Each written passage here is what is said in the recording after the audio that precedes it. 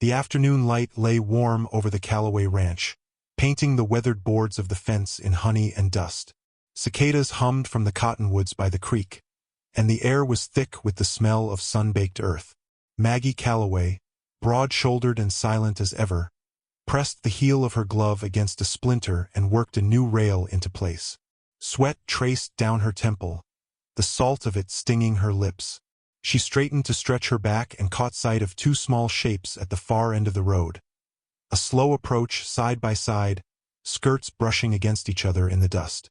They were twins, no more than 5, in calico dresses faded to the color of washed-out roses. Each had hair tied with a ribbon fraying at the ends.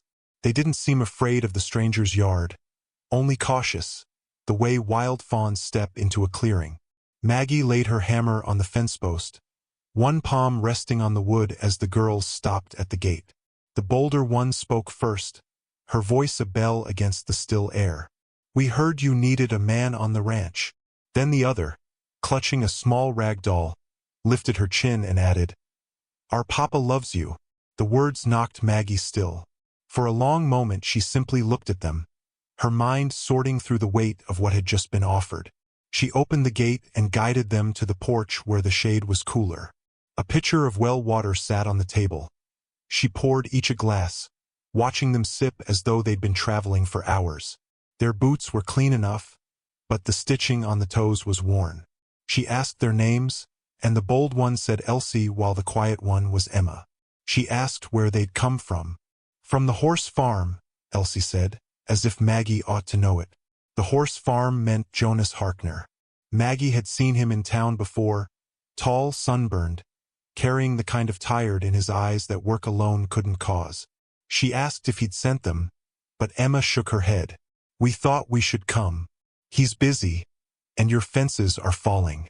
The bluntness stung more than it should have. Maggie knew the fences were falling. She'd been mending them one at a time for weeks, same as she'd been mending the roof and the corral and the windmill without a soul to help. It was Ruth Avery's sharp eyes that caught them walking into town later, the twins seated in Maggie's wagon. Ruth stood outside the general store, her mouth curling in a way that meant the words would spread before sundown. Jonas was in front of the livery when Maggie pulled up. His face shifted from confusion to something heavier when he saw the girls. "They're not supposed to be here," he said, low enough that the gossips nearby would strain to hear. Maggie explained, but he only rubbed a hand over his jaw, muttering that they had no business bothering her. The twins protested in perfect unison, insisting she needed help and Papa could do anything. He looked at Maggie then, really looked, and something unreadable flickered in his gaze before he stepped forward to unhitch her team. When he passed her the reins, his hand brushed hers, and for a moment she forgot Ruth Avery's gaze burning a hole through her back. Jonas thanked her in a tone that sounded more like apology, and the girls climbed down reluctantly, their eyes following Maggie as she drove away. By week's end the whispers had teeth. Ruth said Maggie was setting her sights on Jonas before winter, because what else would a woman like her do? So tall, so plain, too much for a man to want?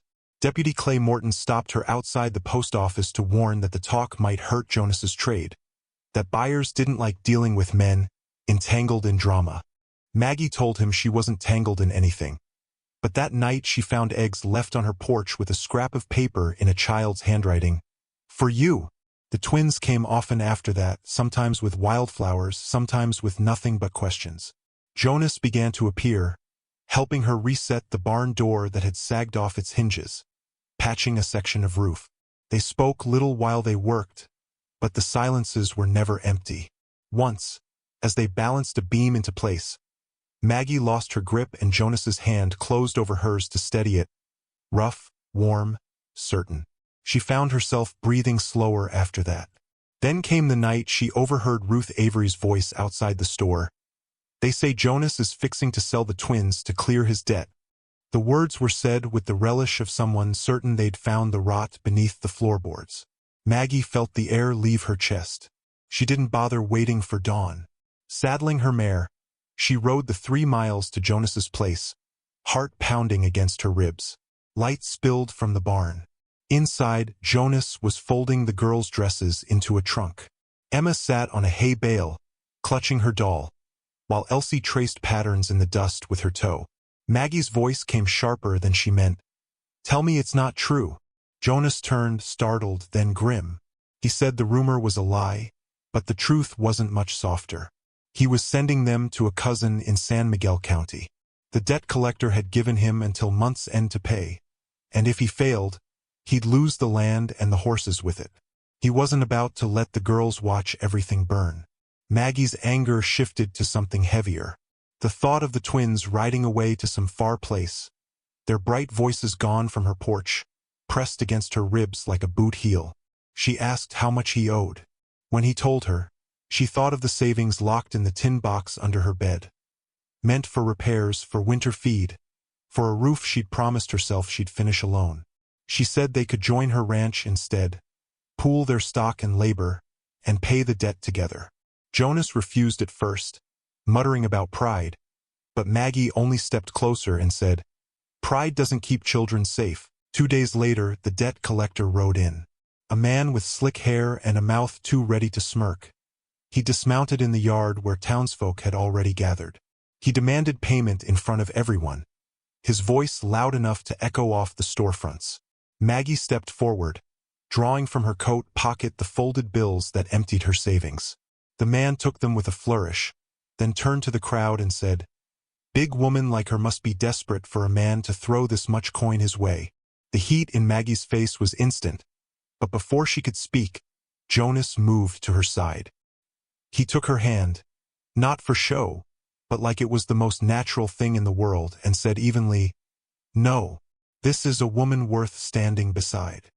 His voice carried, quiet but certain, and something in the crowd shifted. Ruth Avery's smirk faded, and Deputy Morton looked at the ground. The twins ran to Maggie, wrapping their small arms around her legs.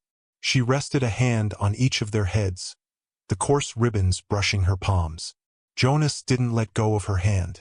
The sun dipped lower, catching the dust in the air, turning it gold. The debt collector muttered something about wasted time and mounted his horse, riding out with less swagger than he'd arrived. For a moment the world felt still. Then Elsie tipped her head back and said, "Papa, can we stay now?" Jonas glanced at Maggie, the corner of his mouth lifting. "If she'll have us," he said. Maggie didn't answer with words. She simply opened the gate to her yard and let them all through. And if you'd been standing there, you might have seen what the twins saw. Not just a ranch, not just a woman who stood her ground, but the start of a home built in the quiet decision to stand together, no matter how the town talked. In the West, love often came that way, not in grand speeches, but in the way two people faced the dust and the debt side by side, and found they were stronger for it. Which city are you watching our video from? Please leave a comment. Please subscribe to the channel as well. Thank you.